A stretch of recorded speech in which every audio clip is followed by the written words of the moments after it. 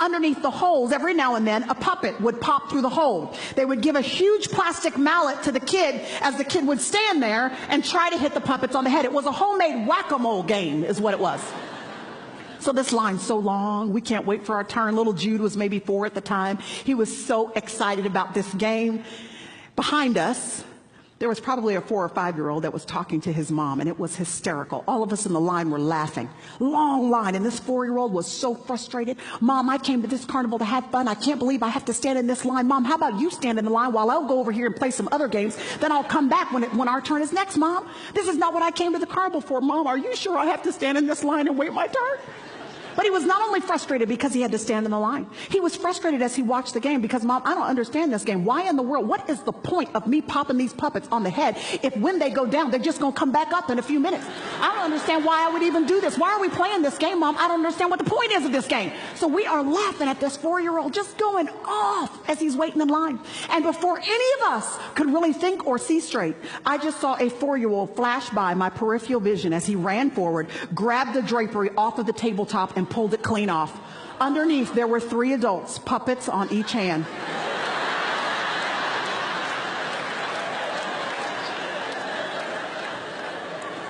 Y'all, we got such a good laugh, but we also learned a good lesson. That there is always something you cannot see controlling what you can.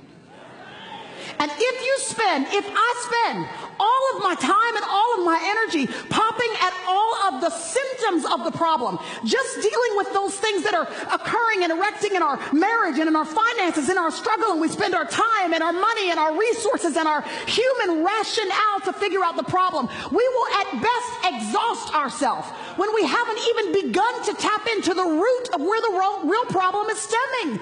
The Apostle Paul says in Ephesians chapter 6, he says, come on, y'all, pull back the curtain and let the enemy know we got our eyes on you.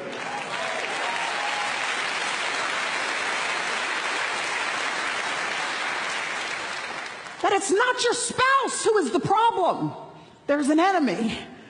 It's not your boss who is the problem. There is an enemy. It's not even your own personal internal turmoil that is the main problem. There is an enemy who lives to stir dissension and division and to seed jealousy and envy, to cause you and I not to have any peace of mind and peace of heart. And the enemy Paul wants you to know how strategic the enemy is, y'all, because he says, listen, the enemy is scheming against you. Somebody say scheme. Listen, if I find out that somebody has done me wrong, I mean, I'm upset, but I can get over that. But if I find out somebody has been planning to do me wrong, now that's a whole nother story. I find out you've been scheming against me, meaning you've been sitting back studying my tendencies and my patterns. You've been watching for where I come and what I go, and you've been trying to take advantage of what the weaknesses of my flesh are. You've been looking into my personality to figure out what would be the best way to throw me off course. When I find out that not only have you been studying me, but you've been studying my husband, trying to look into his history so that you can figure out, given my history and his history, the best way to make explosions of anger happen in our family. When I find out you've been trying to explore his weaknesses so that you can tempt him away from his heart and his emotions being at home with me. When I find out that not only have you been studying me and my man, but you've been also looking into my 3 boys, these little men that the Lord has given me to raise in the fear of God, and you've been trying to figure out the best way to thwart them from reaching the destiny that God has assigned to them. You're trying to figure out the best way to take advantage of their fears and their weaknesses and their deficiencies. When I find out you've been studying me and the people that I love, you better believe that now a holy indignation rises up on the inside of me.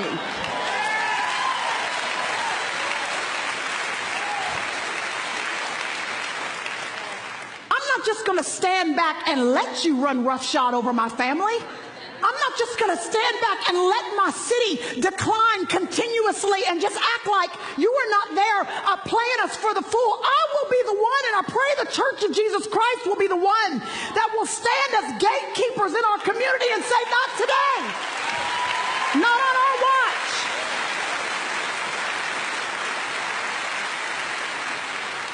And so if it's a war the enemy wants, it's a war he will have. Not by our strength and not in our power, but by the power of God's own Spirit. The victory is already won. And we have the privilege to claim that victory and experience it as a regular part of our lives. So would you know, everything that has happened this week, y'all, all the devastation and all the tears that have been cried, all the lives that have been lost, underneath it all, it's not about officers and it's not about racial division. There is an enemy trying to stir up trouble.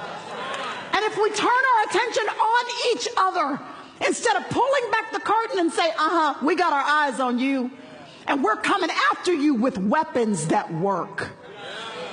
The Apostle Paul says, put down all of the weapons that are futile. They're just popping at symptoms, and they may take care of them in your marriage or in your city or in your home. They may take care of them for a while, but you better believe when one goes away, there's another one coming right back up.